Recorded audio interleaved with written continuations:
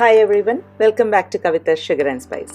ഇന്ന് നമ്മൾ ഈ ക്യാപ്സിക്കവും ഈ മുട്ടയും വെച്ചിട്ട് ഒരു സ്നാക്ക് ഉണ്ടാക്കാൻ പോവാണ്. ചായക്കോ ബ്രേക്ക്ഫാസ്റ്റിനോ അല്ലെങ്കിൽ ഒരു സൈഡ് ഡിഷായിട്ടോ ഒക്കെ യൂസ് ചെയ്യാം. എങ്ങനെയാണ് ഉണ്ടാക്കേണ്ടത് നോക്കാം. ആദ്യം ഞാനിവിടെ ഈ പച്ച ക്യാപ്സിക്കത്തിൻ്റെ മുകൾ ഭാഗം ഒന്ന് കട്ട് ചെയ്യുകയാണ്. അതിനുശേഷം അതിനകത്തുള്ള അരിയും വിത്തും ഒക്കെ നമുക്ക് ഒന്ന് കളയണം. അപ്പോൾ അതിനായിട്ട് നമുക്ക് ഈ വാലിൻ്റെ ഭാഗത്തുനിന്ന് വെട്ടിയെടുക്കണം. അതിന് മുന്നേ ആയിട്ട് ഈ എഡ്ജസൊക്കെ ഇല്ലേ, അത് നമ്മളിങ്ങനെ കൈകൊണ്ട് കളയുക. എന്നിട്ട് നമുക്ക് അതിനെ ഒന്ന് തിരിച്ചിട്ടിട്ട് കത്തി കൊണ്ട് ഇതിൻ്റെ ഈ വാൽഭാഗത്തിൻ്റെ ചുറ്റുമായിട്ടൊന്ന് വെട്ടിക്കൊടുക്കുക.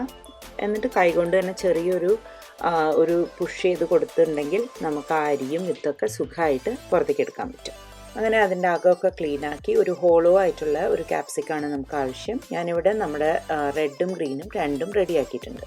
അപ്പോൾ നമുക്കിതിനെ ഇനി സ്ലൈസ് ചെയ്തെടുക്കണം. സ്ലൈസ് ചെയ്യുമ്പോൾ ശ്രദ്ധിക്കേണ്ടത് എന്തെന്ന് വെച്ചാൽ ഒരു 1/4 ഇഞ്ച് കനത്തിലാണ് നമ്മൾ മുറിക്കുന്നത്. അപ്പോൾ അത് കഴിയുന്നതും ഒരേ ആ തിക്നെസ്സിൽ മുറിക്കാനായിട്ട് പ്രത്യേകം ശ്രദ്ധിക്കുക. അപ്പോൾ ഇതുപോലെ നമ്മുടെ മുഴുവൻ ക്യാപ്സിക്കത്തിനെയും 2 കളറിനെയും നമുക്ക് മുറിച്ചെടുക്കാം. നിങ്ങൾക്ക് ഏത് കളർ വേണമെങ്കിലും യൂസ് ചെയ്യാം കേട്ടോ. മഞ്ഞ ക്യാപ്സിക്കമോ ഓറഞ്ചോ അങ്ങനെ ഏതാ വേണ്ടത് വെച്ചാൽ. ഏതായാലും നമ്മുടെ റിങ്സൊക്കെ ഇവിടെ റെഡി ആയിട്ടുണ്ട്.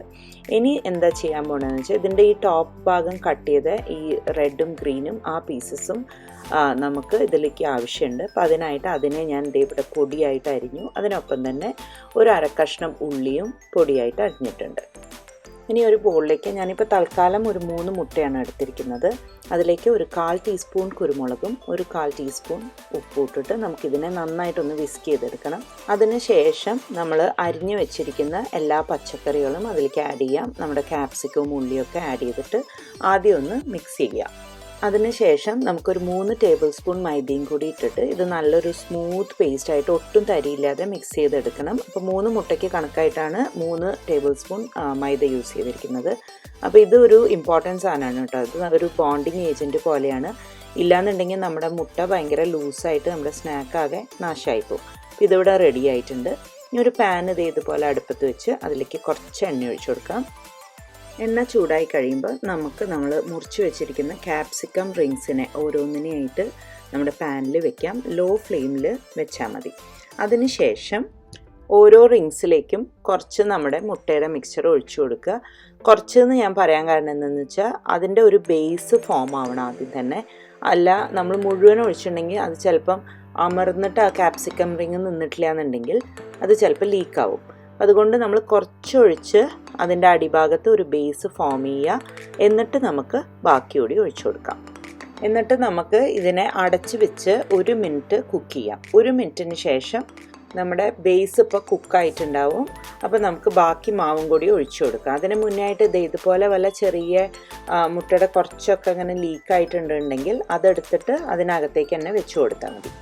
ഇനി നമുക്ക് ഇതിലേക്ക് നമ്മുടെ ക്യാപ്സിക്കത്തിൻ്റെ റിങ്ങിൻ്റെ റിമ്മ് വരേക്കും മുട്ടയുടെ മിക്സ്ചർ ഒഴിച്ചു കൊടുത്ത് മൂടി വെച്ചിട്ട് ആദ്യം ഒന്ന് കുക്ക് ചെയ്തെടുക്കാം. ഇത് ഒരു 1-2 മിനിറ്റ് കുക്ക് ചെയ്യുമ്പോഴേക്കും റെഡി ആവേണ്ടതാണ്. ഒന്ന് ശ്രദ്ധിച്ചിട്ട് ചെയ്താൽ മതി.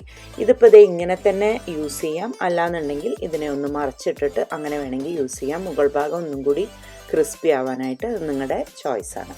തിരിച്ചിട്ട് കഴിഞ്ഞാൽ ഒരു 30 സെക്കൻഡ്സ് ഒക്കെ വെച്ചാൽ മതി. അപ്പോഴത്തേക്ക് അത് റെഡി ആയിട്ടുണ്ടാവും. അങ്ങനെ എല്ലാവർക്കും വ്യത്യസ്തമായ ഈ സ്നാക്ക് ഇഷ്ടപ്പെട്ടു എന്ന് വിചാരിക്കുന്നു. Thank you for watching my video. അടുത്ത തവണ വീണ്ടും കാണുന്നവരെ take care and have a wonderful day. By.